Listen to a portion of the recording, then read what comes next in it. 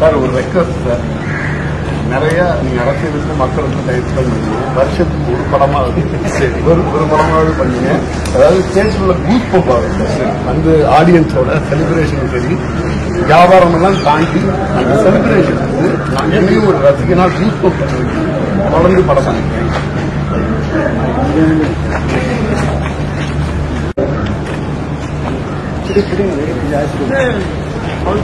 Sir ஒரு request sir, நிறைய நீங்க அரசியலுக்கு மக்களுக்கு டைப் பண்ணுங்க. வருஷத்துக்கு ஒரு படமாவது ஒரு படமாவது பண்ணுங்க.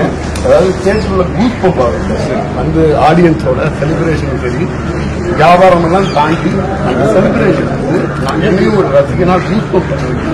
தொடர்ந்து படம் பண்ணிக்கிறேன்.